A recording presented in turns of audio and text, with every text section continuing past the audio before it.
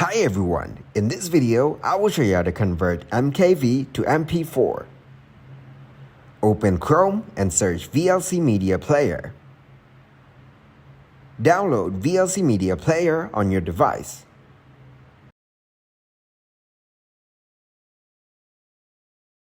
Then open VLC Media Player.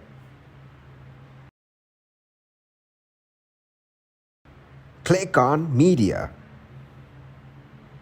Now click on Convert/Save. Add the file which you want to convert.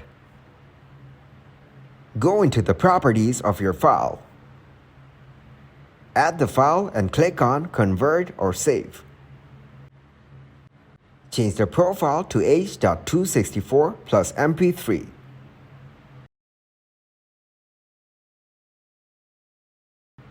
Choose the destination of your file.